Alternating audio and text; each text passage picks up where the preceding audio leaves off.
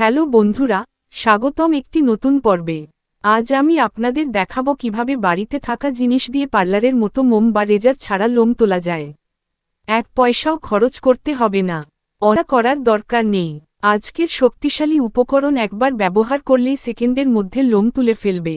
উপরেছি shampoo, এটি গোড়ার ময়লা পরিষ্কার করবে এবং ত্বক নরম ও মসৃণ করবে। যতটুকু লাগবে ততটুকু নিন। পুরো শরীর বা প্রাইভেট এলাকার জন্যও ব্যবহার করা যায়। এক প্যাকেট শ্যাম্পু নিয়ে ভালো করে মিশিয়ে নিন। পরের উপকরণ রস, একটু লেবুর রস মিশিয়ে দিন।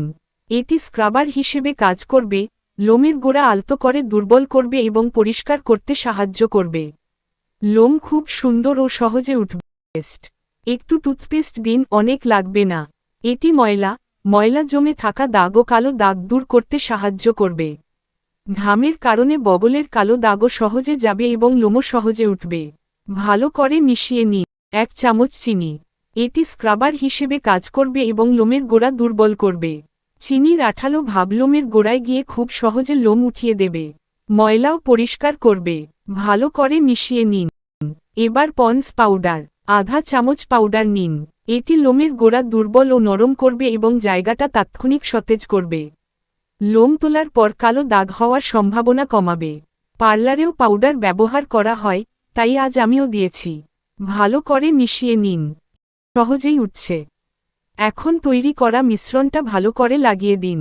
10 মিনিট রেখে দিন। আপনারা মিশ্রণটা লাগিয়ে 10 মিনিট রেখে দেবেন।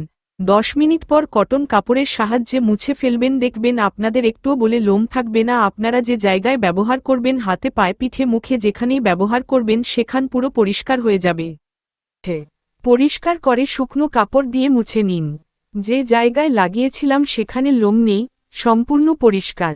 সংক্রমণ রোধ করতে এবং কালো দাগ যাতে না হয়, তার জন্য একটু নারকেল তেল মাসাজ করে দিন। যেখানেই ব্যবহার করবেন, পরে নারকেল তেল লাগাতে ভুলবেন না। মাত্র 10 মিনিটে এই শক্তিশালী রেমেডি তৈরি করে ব্যবহার করুন। ব্যথা হবে না, পোড়া বা ফোলা হবে না, ত্বক কালোও হবে না। আশা করি আজকের রেমেডি সবাই উপভোগ করেছেন।